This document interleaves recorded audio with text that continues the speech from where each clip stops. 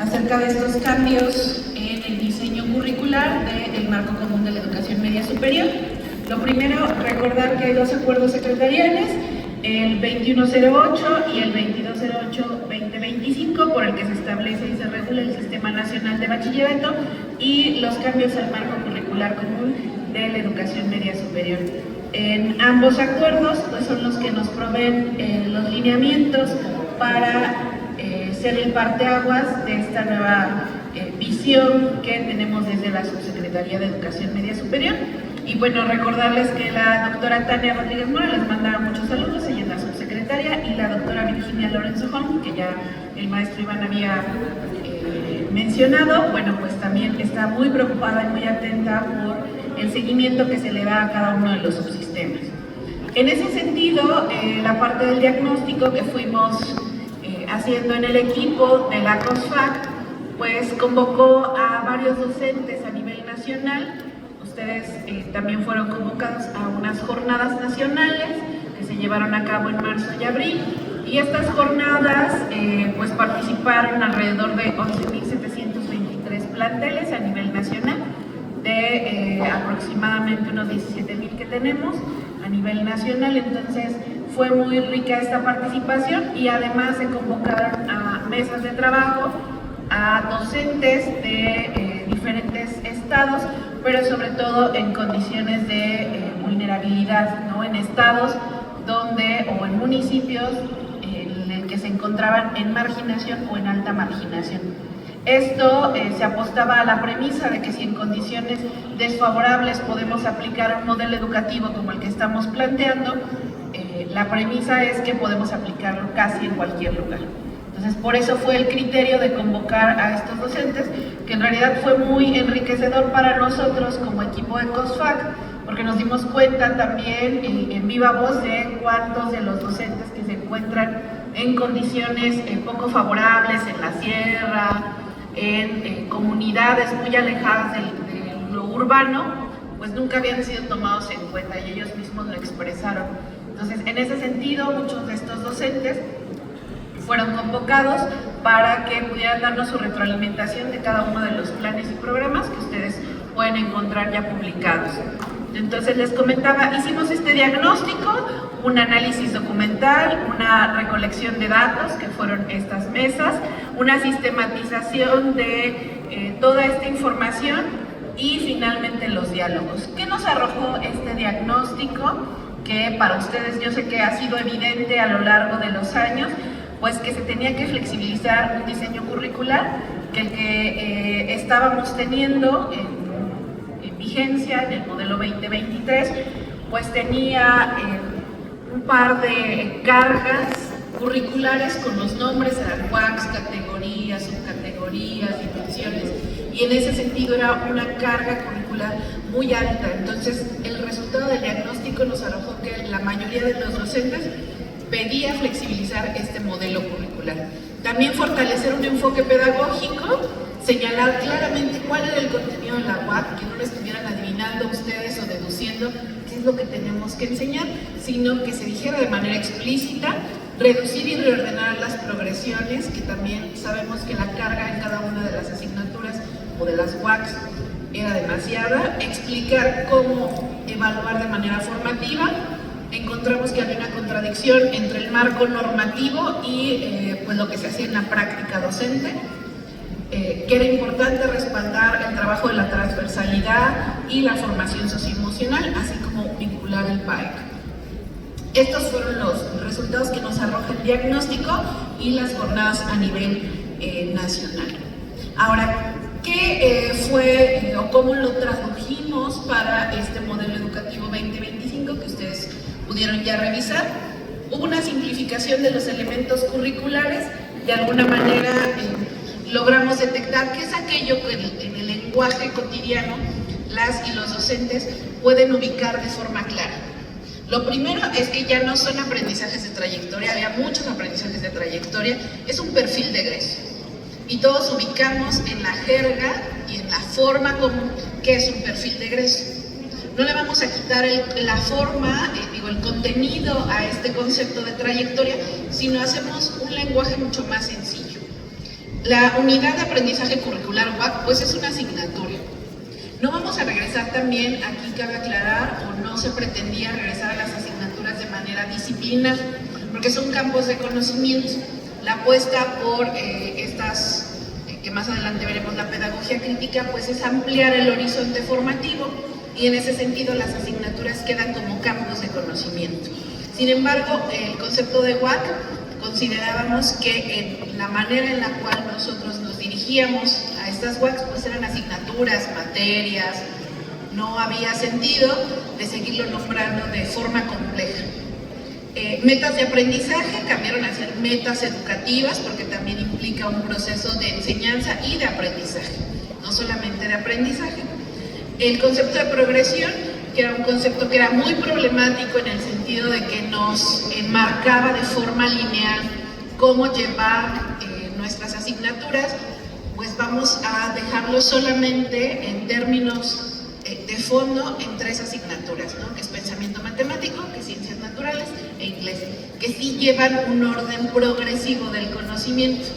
Sin embargo, en el resto de las asignaturas, dependiendo de la formación de cada uno de nosotros, lo que sucede en la práctica docente es que según el perfil que cada uno de nosotros tengamos o la escuela a la que pertenezcamos de pensamiento, podemos intercambiar a veces los contenidos, porque es la forma en la que nosotros consideramos, a partir de nuestra evaluación diagnóstica, que el estudiantado puede comprender mejor el contenido.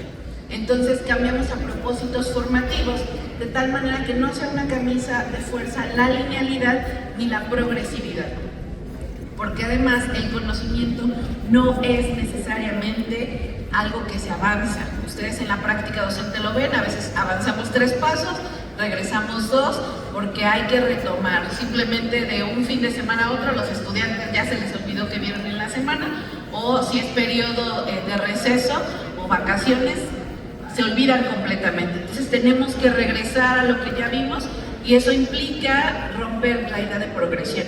Por eso era importante cambiar ese concepto y ahora se llama propósito formativo. Todos estos conceptos de categorías, subcategorías, conceptos centrales, dimensiones, temas, todo lo cambiamos a contenidos formativos. Algo que sea mucho más entendible para cada uno de ustedes y que no tengamos que hacer la categorización nosotros, porque no es de nuestro interés y no nos encontramos haciendo todos y cada uno de los docentes diseño curricular. Nosotros nos encontramos mostrando cuál es el centro del conocimiento y cómo puede pasar por el estudiante para que entienda mejor la realidad. Entonces, esa es la simplificación. Ahora, en este modelo 2025, que es lo que nosotros, si ustedes van conmigo en la presentación, hay 9 rasgos del perfil, finalidades educativas, que son estas metas, estos 8 propósitos formativos máximo. En realidad pueden ser 4, pueden ser 5, pueden ser 6, pero colocamos un máximo de 8 propósitos formativos con la idea de que se pudieran abarcar durante todo el semestre. Conocemos que cada uno de los calendarios en los subsistemas es diferente y eso implica también que organicemos y dosifiquemos nuestra carga de contenidos de forma diversa. ¿Qué implicaba tener 16 progresiones en el caso de algunas asignaturas? Pues que era imposible abarcarlo, ¿no? Humanamente imposible. Sin embargo, 8 propósitos formativos, 4 propósitos formativos, ustedes pueden considerar la profundidad en la cual pueden dar cada uno de los contenidos.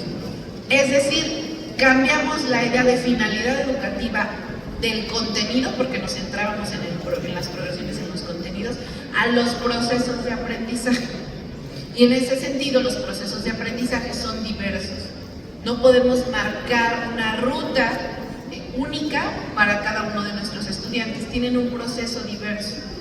Entonces, 8 propósitos formativos como máximo nos alcanzan bien 12 semanas, 15 semanas o 16 semanas para revisarlos de manera puntual.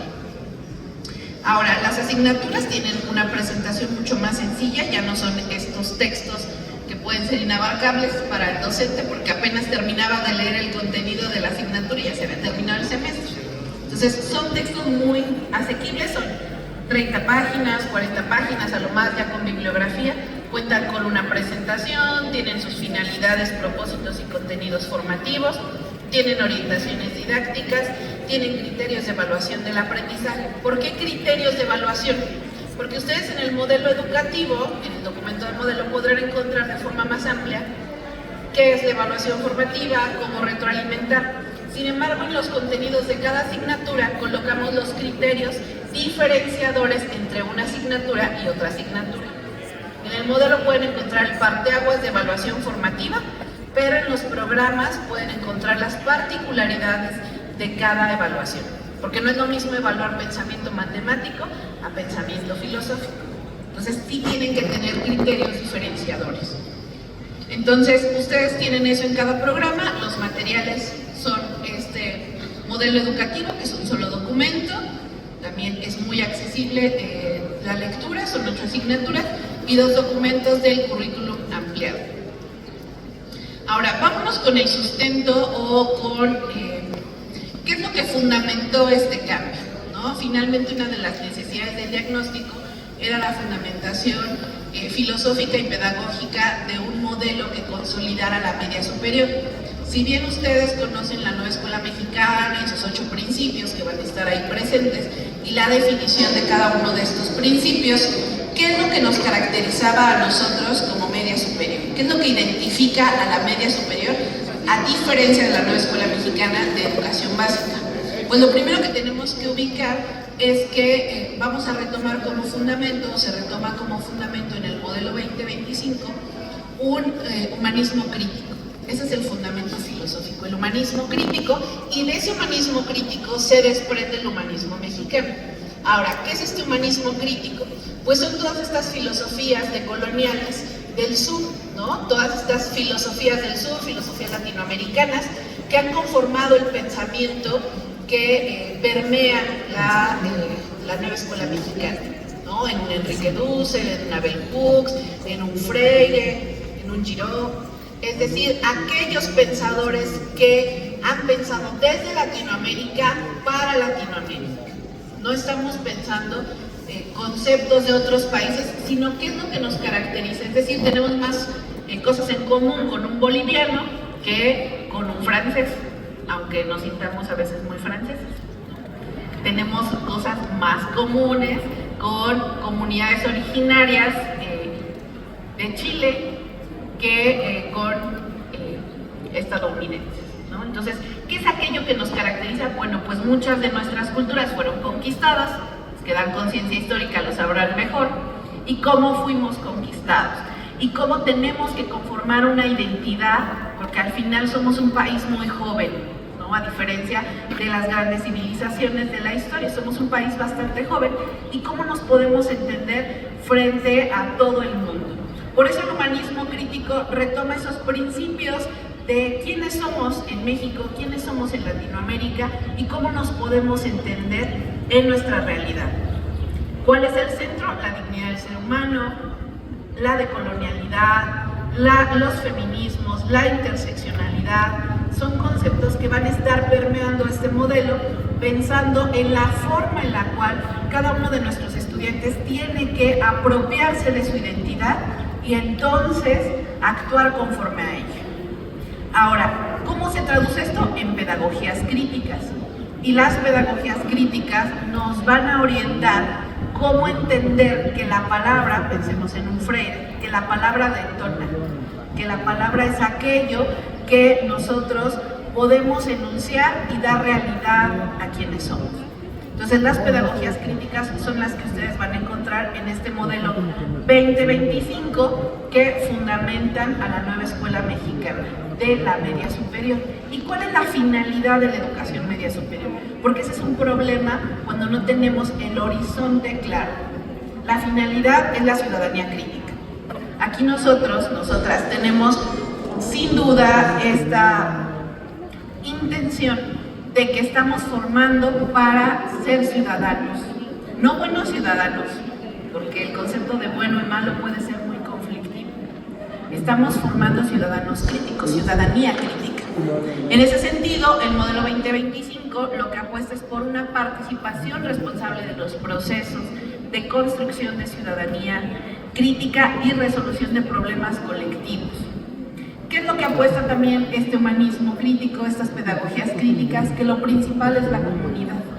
Nosotros pensamos mejor en comunidad y es algo que se retoma de los pueblos originarios, ¿no? Enrique Dussel, que es uno de los fundamentadores de este modelo, pues piensa, no es lo mismo decir cada uno de nosotros a nosotros, nosotras, porque implica ejercicios diferentes de ciudadanía. Entonces rompemos con la lógica de individualidad y lo que vamos a tener es una formación integral que articule lo académico, lo cultural, lo socioemocional, y dejamos de responsabilizar al estudiante por su trayecto formativo. Por eso la idea de este modelo es que garanticemos la portabilidad, que no es que el estudiante abandone, es que las condiciones que están a su alrededor no favorecen para que continúe su trayecto formativo.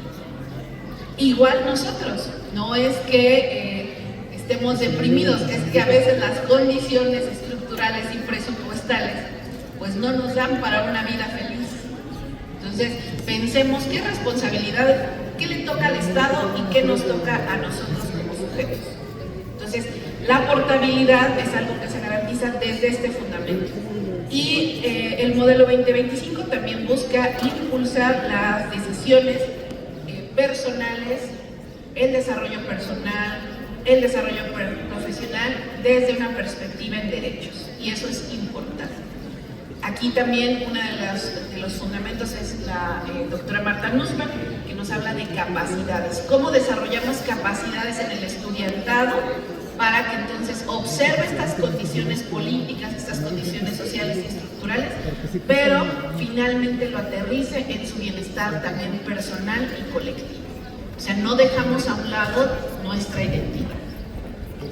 ¿Y qué nos da como resultado o cómo traducimos toda esta teoría, tanto filosófica como pedagógica? Pues se traduce en un perfil de egreso. Y ese perfil de egreso lo que busca son aprendizajes como experiencia situada, crítica y significativa, finalidades alcanzables a lo largo de su trayectoria estudiantil, un horizonte formativo que prioriza la permanencia escolar, que no seamos los responsables de truncar trayectorias estudiantiles. Y eso es algo muy importante, no nos damos cuenta que esta palabra generadora como docentes puede truncar vidas. Yo recuerdo que hace poco que quería estudiar una carrera, quería estudiar medicina y dije no, porque la vida de las personas va a depender de mí. Estudiaré filosofía para ser docente y entonces te das cuenta que es más importante lo que dices que operar a una persona. Y no porque no tenga su complejidad, pero marcamos vidas los que nos hemos dedicado a la docencia. Y podemos cambiar el rumbo de cada uno de nuestros estudiantes por una palabra de no sirves para esto o sirves para esto. Y eso es muy importante, que nuestro horizonte de trabajo educativo sea esa prioridad, que permanezca en las escuelas, que promueva una transformación social y regional. Y aquí ustedes en sus láminas pueden encontrar los 9 rasgos del perfil de egreso. Estos 9 rasgos del perfil de egreso del Bachillerato Nacional pues son de manera integral. Ya no vamos a tener estos aprendizajes de trayectoria fragmentados por cada una de las asignaturas o cada una de las UACs, sino tenemos un perfil de egreso que está propiciando estudiantes integrales, es decir, que desarrollen actitud crítica, que desarrollen conciencia ética, que ejerzan sus derechos como personas, que fundamenten una ciudadanía digital, que hoy en día es algo que nosotros y nosotras nos enfrentamos con el uso de diferentes niveles de inteligencia artificial, de redes sociales digitales, que cuiden de su salud, que reconozcan y aprendan el valor estético. Acabamos de ver una bailable, una danza tradicional de esta región, cómo apreciarlo, cómo entender que eso forma parte de nuestra identidad y que es bello en sí mismo. Entonces, todos estos rasgos del perfil que ustedes pueden observar en la lámina involucran que ese sea nuestro punto de partida, pero también nuestro punto de llegada. Es decir, cuando nosotros hacemos una planeación, en general pensamos en los contenidos. ¿Qué le voy a enseñar a esta clase, la siguiente y la siguiente? pero dejamos a un lado el perfil de egreso. Y ese debería ser nuestro horizonte formativo. ¿Quiénes estamos formando y a quiénes estamos formando? Entonces, que ese sea nuestro punto de partida, ver estos rasgos del perfil de egreso y entonces integrarlo en nuestra planeación. Sí quiero que aprendan a hacer derivadas, pero ¿para qué? Para que tengan un pensamiento algorítmico. Sí quiero que aprendan qué es la Tierra y cuáles son los fenómenos naturales, pero quiero que tengan una conciencia ética de la naturaleza y de cómo formamos parte de la naturaleza. Entonces, estos rasgos del perfil de egreso son fundamentales para que ustedes los tomen en cuenta al momento de hacer su planeación. Por eso son integrales. Y bueno, derivado de esta construcción que hicimos colectiva de estos rasgos del perfil, dio como resultado las asignaturas que ustedes ya conocen. Todas permanecen, casi todas permanecieron con los mismos nombres, excepto una. La de Pensamiento Filosófico y Humanidades. Es la única que cambió de denominación. El resto de asignaturas permanece con sus denominaciones. ¿Y cuál es esa particularidad o por qué se cambia esta asignatura de Pensamiento Filosófico y Humanidades? Porque nos dimos cuenta, y había una lucha también a nivel nacional de parte de filósofos, filósofas, donde apuntaban que el pensamiento crítico constitucionalmente está legitimado. Y cómo integrarlo a nuestras aulas y cómo integrarlo de manera clara a nuestras asignaturas. Entonces cambia esta asignatura con otra perspectiva diferente. No sé quién ha dado de aquí Humanidades, pero el programa anterior pues sí tiene muchas cuestiones encriptadas. Ahorita les voy a platicar cada una de las asignaturas, pero comentarles eso. Y la siguiente es la malla curricular, que no tiene cambios. También comentarles eso, no hay cambios en la malla curricular hasta el momento. Esas son las indicaciones de la autoridad educativa, de la subsecretaria Tania, que no tengamos cambios en la malla curricular. Las asignaturas quedan acomodadas de la misma manera que las tienen ustedes, solamente entra en primer semestre estos planes y programas que ustedes ya conocen.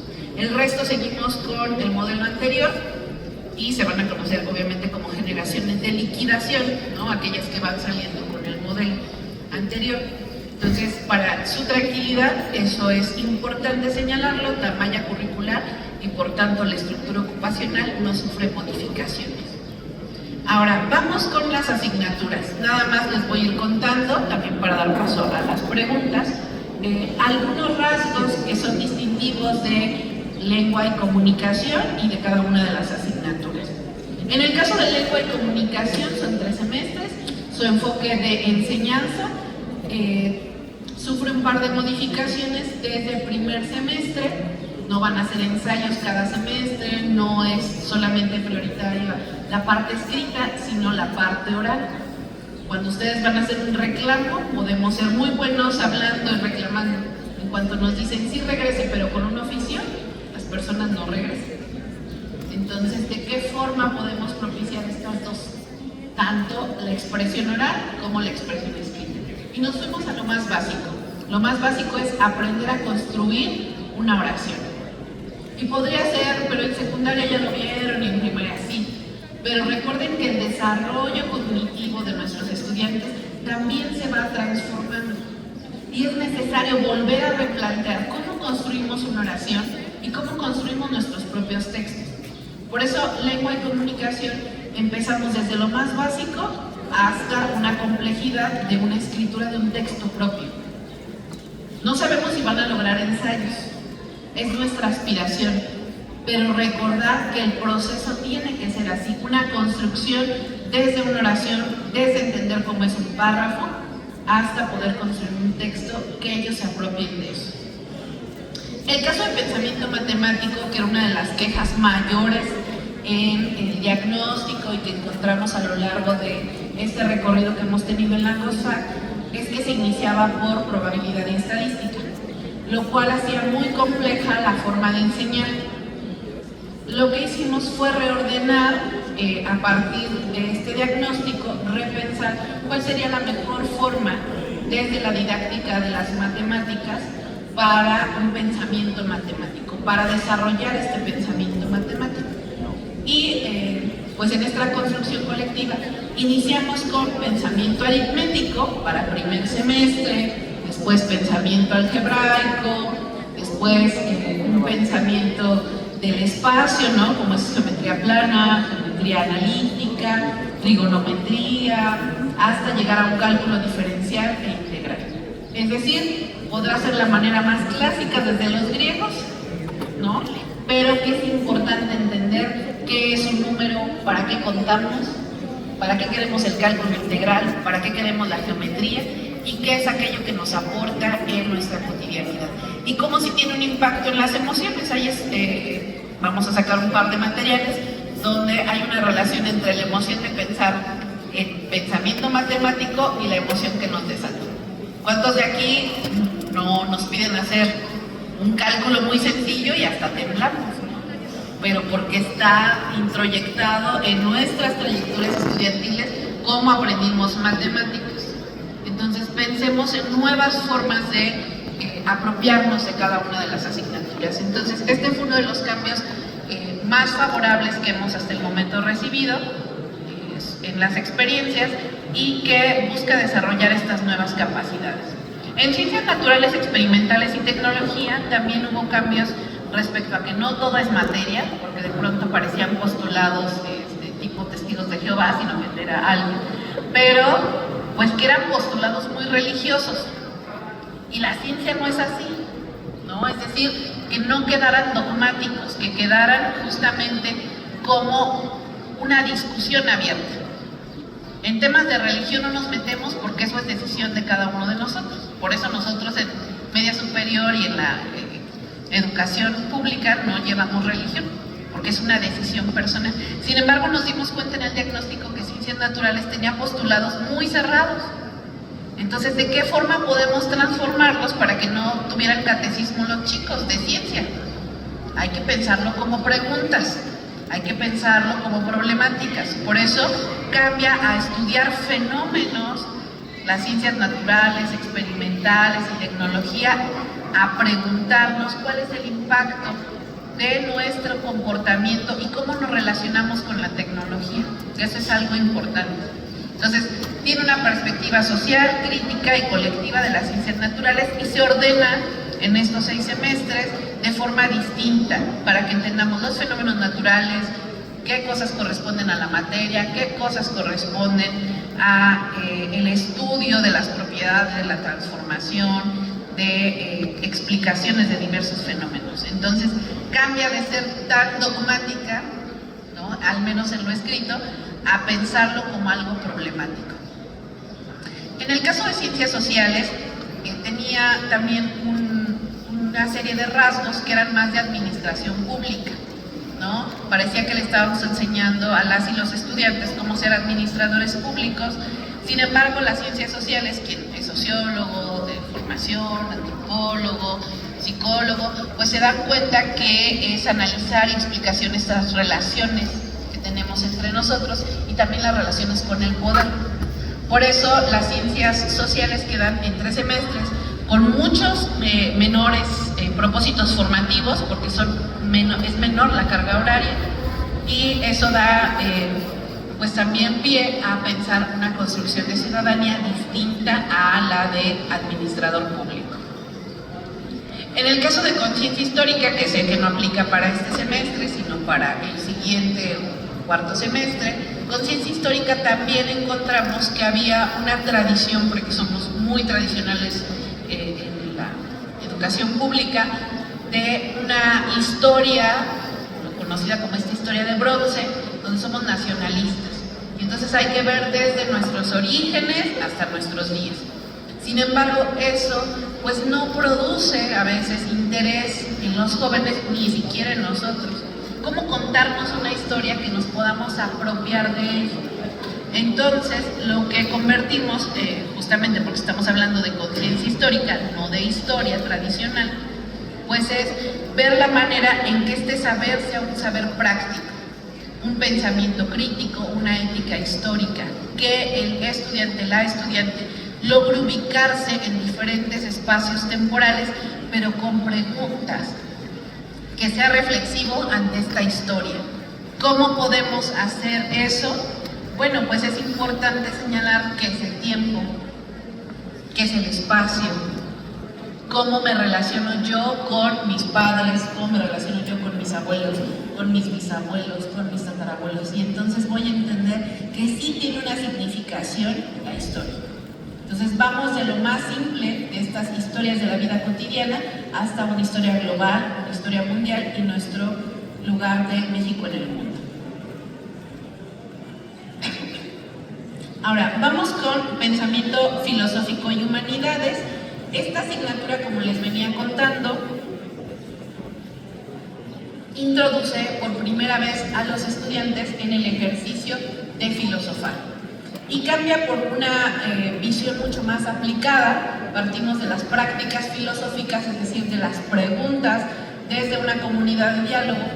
Y es importante, ahorita lo van a ver en estos días que estén trabajando, cuando construimos en colectivo, cuando dialogamos, nuestras ideas fluyen mejor. Entonces, esta concepción que tenemos de que pensamos en aislado es falsa. Pensamos en colectivo. Y eso nos ayuda a desarrollar nuestras capacidades. Por eso el de pensamiento filosófico y humanidades introduce al estudiantado a un diálogo riguroso, un diálogo plural, con cierta metodología, y concibe a la filosofía como un acto de pensamiento. Entonces no es una historia de la filosofía, no van a ver a los filósofos desde Grecia hasta hoy en día, sino van a ver cómo pensamos. Todos hacemos filosofía, pero cómo podemos ir encauzando nuestras preguntas para que tengan sentido. La asignatura de cultura digital, si bien no es nada más algo instrumental como informática o computación, introduce la perspectiva de género porque queremos más mujeres en la ciencia. Y eso es importante porque tenemos una preconcepción o prejuicios de que solo cierto sector de la población es bueno en las tecnologías, y eso es falso, ¿no? Queremos más mujeres en ciencia y por eso es importante introducir una perspectiva de género en las ciencias. Y ustedes lo saben como subsistema, es importante impulsar la ciencia, la tecnología en las chicas, porque tenemos estadísticamente índices muy bajos de mujeres en ciencias. Entonces, cultura digital introduce esto. Y en el caso de inglés, pues se introduce un enfoque de enseñanza en las prácticas sociales del lenguaje y una justicia lingüística, que veamos el inglés como un idioma más, como una lengua más, y que si hay estudiantes en alguna región, en el caso de los pueblos originarios, pues no tengan que pasar de su lengua originaria al español y luego al inglés, no.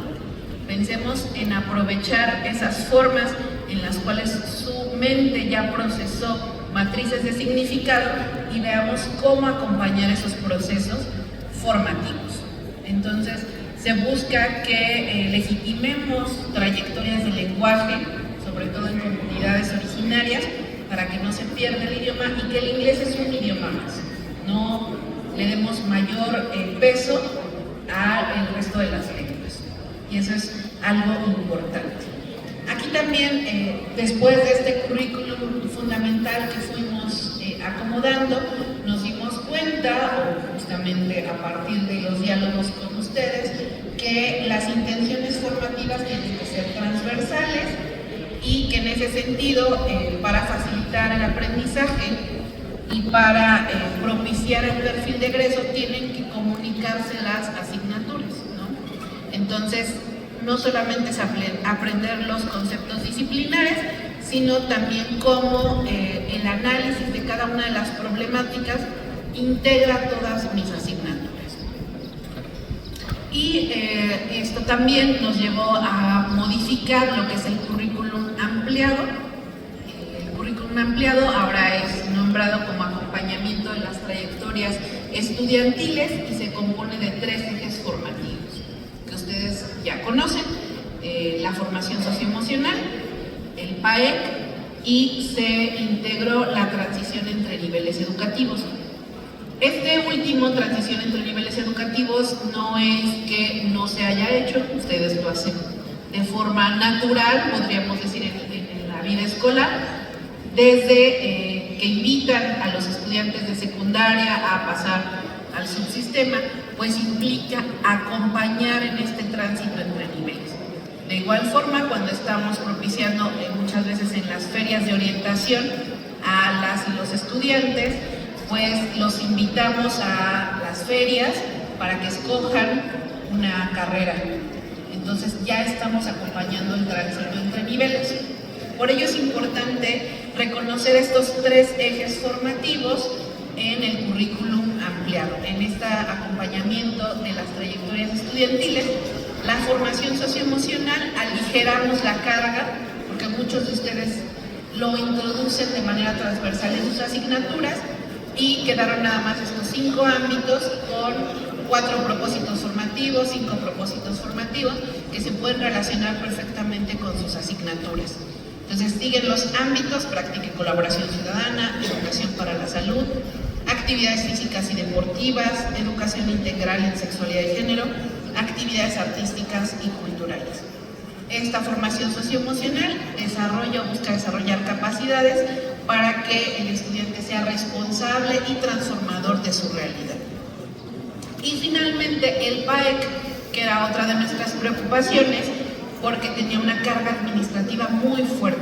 Tenían que hacer ustedes muchas cosas para poder hacer un PAEC, y terminaban el semestre nada más llenando los formatos sin hacer el PAEC. Aligeramos toda esa carga administrativa porque valoramos más y priorizamos el interés del estudiantado, reconocemos la diversidad de ideas que puedan tener los subsistemas, y que si a ustedes ya les funciona una forma de trabajar sin tener toda esa carga administrativa, lo interesante, lo importante es que sigan la ruta que ya han trazado para elaborar sus PAECs. Y darse cuenta que no es una obligación entregar estos procesos administrativos tan engorrosos, sino que lo más importante es que dialogue la comunidad, ¿no? Que dialogue el estudiantado, que dialoguen los padres, madres y cuidadores, y que dialoguen la planta docente. Eso es lo más importante: cómo construimos este diálogo y cómo le damos vida a los planteles a partir de ello. Por eso el programa Aula, Escuela y Comunidad busca fortalecer este trabajo colaborativo, este fomento a la responsabilidad, y que tengamos un solo horizonte, que es la formación de comunidad. Que eso es importante en la nueva escuela mexicana. ¿Cómo lo traducimos? Quitando toda esta carga que yo sé que ha sido muy pesada y muy engorrosa para cada uno de nosotros. Y bueno, al final de la presentación les colocamos un código QR donde pueden encontrar nuestros planes y programas actualizados, el modelo educativo. Y bueno, agradecerles su atención. Esto es lo que traíamos para compartirle de parte de la COSFAC, y pues abrimos un espacio para preguntas.